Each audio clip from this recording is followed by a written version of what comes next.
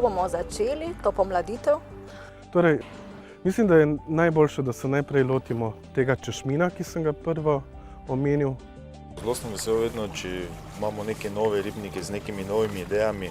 To je tudi bil namen tega nagradnega zbora pred 6 leti, ko smo začeli s tem.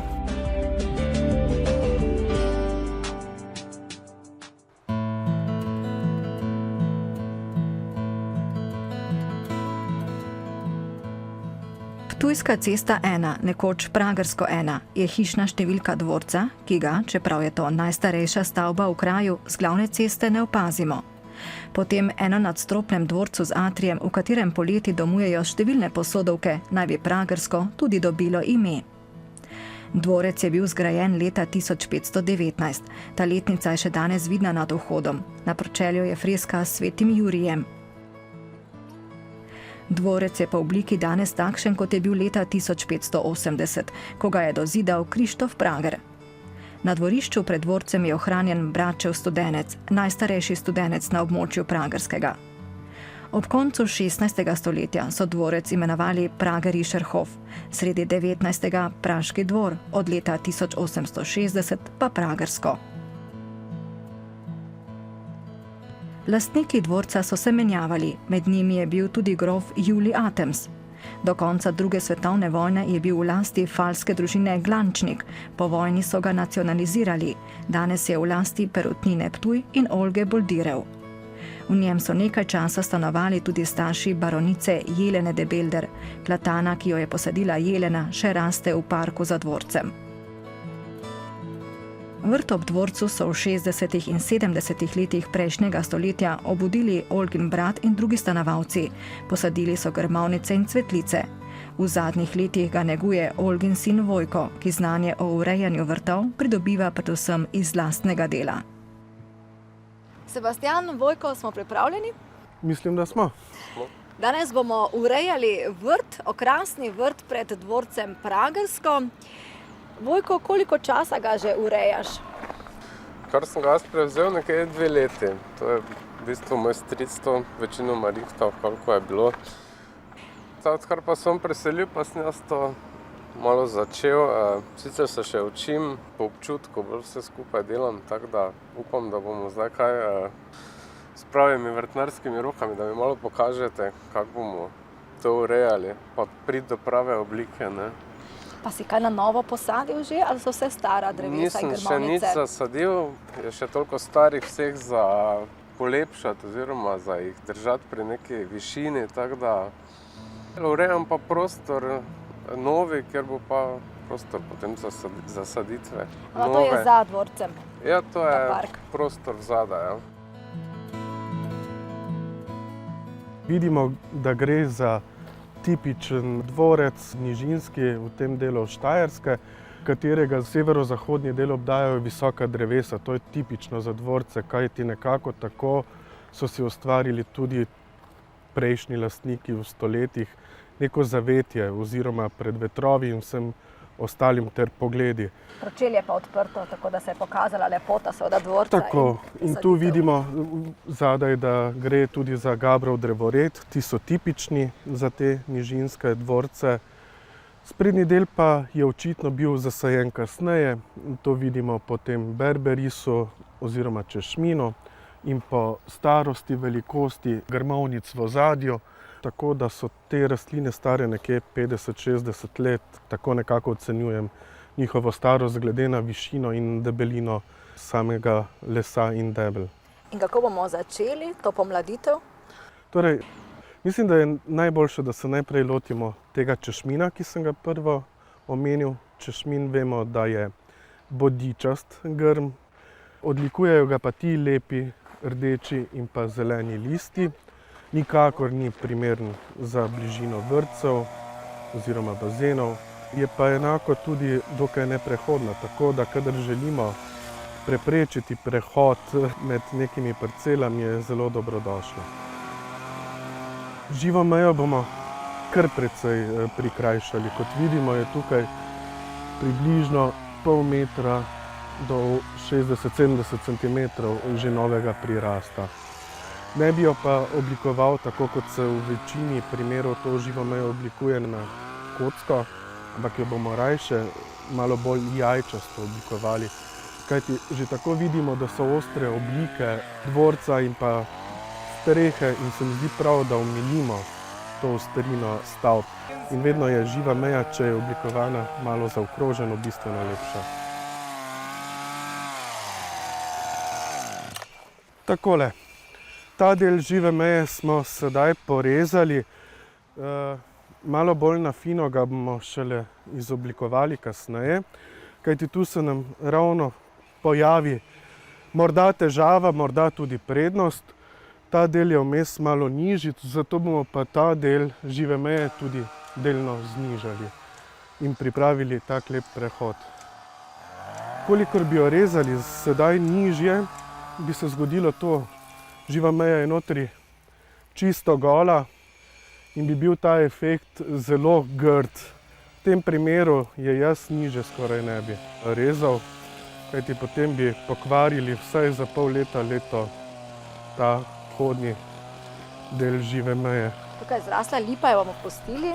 V tem primeru mislim, da je tudi želja našega Vojka, da to lipo pustimo, kajti če jo sedaj odstranimo, bo nastala tu luknja. V tem primeru pa tako zasejano grmičevje oziroma drevo, če ga sproti oblikujemo, prav nič ne moti.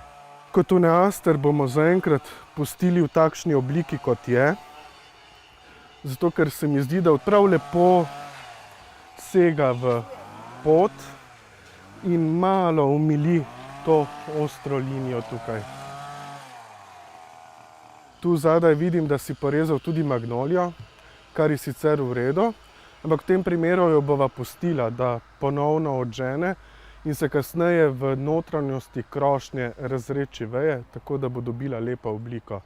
Ravno tako pri španskem bezgu predlagam, da ga letos, ker si ga res močno porezal, tudi pustimo in se kasneje očisti spodnji del debel, kasneje pa se pusti par vej, ki bodo kasneje tudi cvetele. Vojko je češminovo mejo nazadnje porezal lani jeseni, tako so se veje v skoraj letu že precej razrasle. Pod grme smo položili folijo, da smo odrezane veje lažje odnesli. Kaj je berberis dobrodošla živa meja? V bodikavem grmu je Sebastian našel tudi gnezdo. Češmin je dobro zavetje pticam, saj se mačke ne rade plazijo skozi veje strni. Sebastian je porezal še veje žive meje na delu, kjer se okrasni vrt končuje z zidovjem. Tu se stranskega vhoda v vrt sploh ni več videlo, tako bujno sta češmin in bršljan prerasla prostor.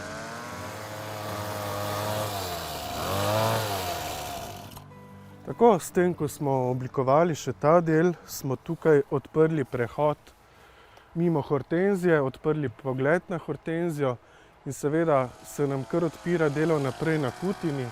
Tudi kutino bomo sedaj, kolikor se pač da, nekako spravili neko delno okroglo obliko. Tukaj sem kakorkoli hortenzijo že delno porezal, kajti pod težo cvetov je že padala na pot. Sicer pa se hortenzija reže v jesenskem času, nekje na višino 60-80 cm, spomladi pa še malo prireže niže, kajti zgornji brsti znajo skozi zimo tudi zmrzniti.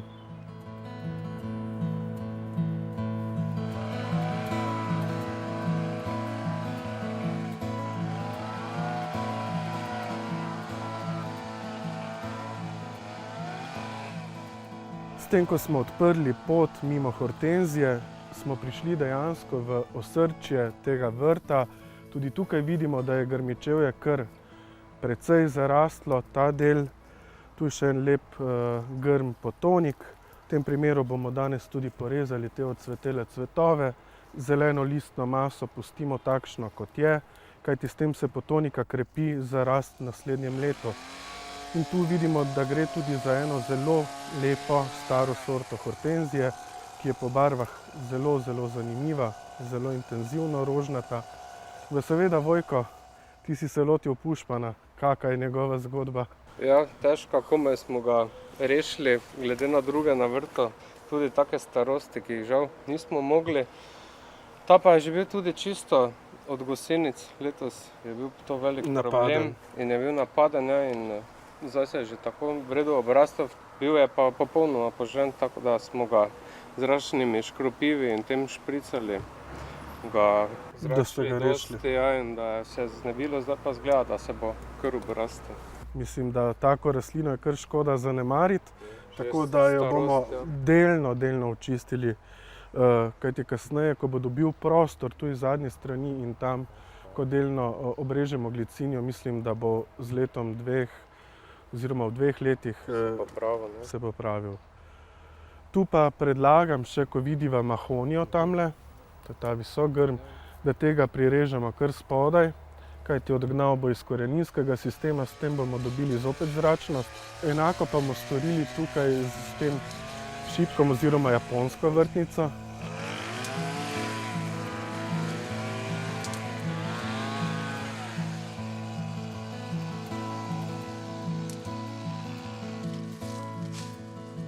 Vidim, da si že kar lepo obrezal ta japonski šipek oziroma japonsko vrtnico.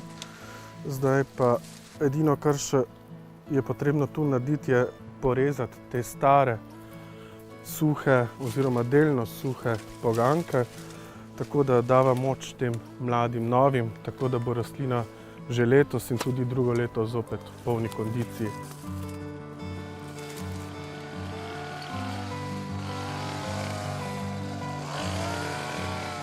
Medtem ko Irena in Vojko še obrezujeta japonski šipek, pa bom porezal še ta 2 centralna grma v tem vrtu, kar pomeni to vajgelo in pa japonsko kutino. Obrezal jo bom ne preveč na kratko, zelo previdno, tako da glede na to, da je listna masa v polnem poganjanju, ne bo ta grm izgledal ogolel. Če želimo pa bolj močno, res pa to opravimo spomladi, tako da bomo tokrat opravili le res toliko, da dobimo delno obliko in da grm še malo prikrajšamo. 3 pare rok, vrtnarske škarje, motorno žago, samokolnico in 4 ure neprekinjenega dela smo potrebovali, da smo pomladili vrt pred dvorcem Pragersko. Najprej smo znižali češminovo mejo, s krajšanjem bršljana pa odprli stranski vhod v notranji del vrta, kjer smo odstranili odmrle cvetove potonike, pomladili vrtnico in osrednji grmovnici vrta. Pomladili smo tudi zeleno mejo med vrtom in zadnjim delom stavbe, na kompost pa odpeljali kupe odrezanih vej. Vojko, upam, da si se danes od naju česa naučil, da sva ti pomagala delno urediti ta vrt. Upam, da je bilo poučno. Ja, je bilo kar poučno. Najprej hvala vsem za delovni obisk, poučni. Mislim, da sem kar dosti odnesel danes od današnjega dne, sploh o obrezovanju. Sem dosti izvedel novega, to, kar me je tudi najbolj prestrašilo, da sem nekako malo pustil vse skupaj. V tem primeru moram reči, Vojko, sva ti namensko pustila naprej še desno polovico dvorca, kjer je še vedno podobna zaraščenost, kot je bila tu, tako da prepuščava tebi. Vem pa, kolikor sem videl, si se morda včasih kar bal preveč porezati določene rastline. Morda si pa ravno pri magnoliji in pa španskemu bezgu naredil obratno, si jo pa morda malo preveč porezal. Ampak nič hudega, se bo ta obrasla in se bo kasneje lahko formirala lepa krošnja. Zakaj je dobro, da damo tem rastlinam to zračnost, da ima vsaka rastlina dovolj prostora? Se razvije tudi manj bolezni, se škodljivci manj sprehajajo od ene do druge rastline. Točno to. Največja napaka vrtnarjev je sadimo, zbiramo, sadimo in dokler so rastline male, to izgleda lepo. Ampak moramo vedeti in poznati določene rastline, ki se jih ne da obrezovati, do kakšne velikosti bodo zrastle. Zato, naprimer, tako kot vidimo tam v ozadju, pavlonija, dokler je mala, je to lepo drevo, ampak moramo razmišljati za leta naprej, je pa lahko na enem malem dvorišču preveč. In kdaj bo Vojka čakala naslednje delo na tem okrasnem vrtu? Kar zadeva žive meje, jaz mislim, da je boljše jo rezati večkrat na leto, kar pomeni nekje 3-krat, 4-krat. Sproti je bistveno manj dela, tako da predlagam še letošnje leto še 2 rezi.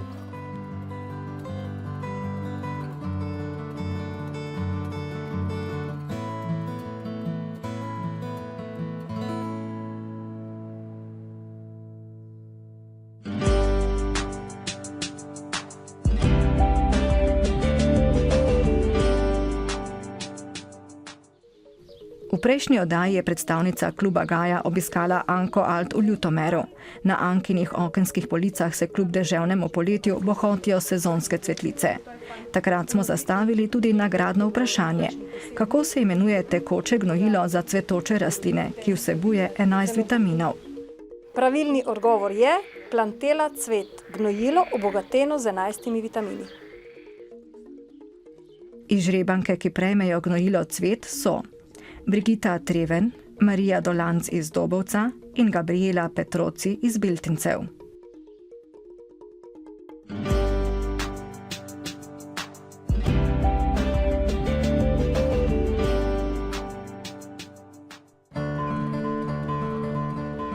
V preteklih tednih smo izbirali najribnik in tokrat smo pri zmagovalcih, pri Tavčarjevih Zabreznici. Gospod Janez, pa mi povejte, ste zadovoljni, ste pričakovali to zmago? Zelo sem vesel te zmage, nisem jo pričakoval, ker je konkurenca je bila kar huda, tako da sem res vesel. Tako da je tudi ena spodbuda. Spodbuda za naprej, ker naš ribnik je še zelo mlad, to je 2-3 mesece star, treba bo še marsikaj dodati, dodelati, tako da bo drug let še lepši. Zelo sem vesel, da je ta ribnik zmagal, zelo sem vesel vedno, če imamo neke nove ribnike z nekimi novimi idejami. To je tudi bil namen tega nagradnega zbora pred 6 leti, ko smo začeli s tem. Ribnik je poseben nekaj, zaradi tega, ker gospod je zelo dobro vključil te elemente lesa, kamna, vode. Naredil si tudi eno zelo podobno imitacijo Triglava, ki si tudi vidi od zadaj, zraven izpeljal potem tudi to vodo, celo mini Aljažev stolp je postavljen, krederica je postavljena. Mislim, to so takšni dodatki, ki pač potem naredijo eno celoto in to je ravno tisto, kar naredi ta čar in potem tudi imamo daje ideje drugim ljudem pri ustanavljanju svojega ribnika. To mislim, da je zelo pomembno, bolj kot tekmovanje, da pravzaprav en drugemu dajemo ideje in vse ostalo. Pa mislim, da je kar najboljše, da predamo še nagrado. Ja, v imenu organizatora in pa seveda našega sponzora Trajnice Glob Klančnik vam predajam prvo nagrado, tale vrednostni bon. Čestitke še enkrat. Ja, najlepša hvala za nagrado. Čestitke tudi vam. Hvala. To nam bo spodbudo, da še bolj dodelamo ta ribnik, da bo še lepši drugo leto. Najprej bi se zahvalila za tale ček in tudi tega čeka ne bi bilo, če ne bi bili gledalci glasovali za najin ribnik in v tej priliki se jim vsem iskreno zahvaljujem, vsakemu posebej in vsem skupaj za vsak glas je štel, če ne bi bilo njihovih glasov, tudi tega ne bi bilo. Še enkrat vsem iskrena hvala. No, jaz bi pa še dodal, da so vsi vabljeni, ki bi si želeli ogledati ta ribnik. Vsakega bom vesel, da bomo skupaj uživali v tem lepem ambientu, po pogledu na plavajoče ribice, zelenje, Triglav, malo više, pravi Triglav, dolina, Zgornjesavska, s Kepo, Rožco, Golico, Avsenikovo, Stolom, Robljekom, spet Avsenikovim Robljekom. No. Zelo bomo veseli. Pridite. Tavčarjevi so ribnik kot sprostitveni kotiček uredili poleti. Pri izdelavi so imeli nekaj težav, saj v bližini ni na razpolago ne elektrike, niti vode. Ribnik vsebuje 5000 litrov vode, njegova največja globina je 1,30 cm. Ta raj sredi gora obdajajo še številne obvodne rastline.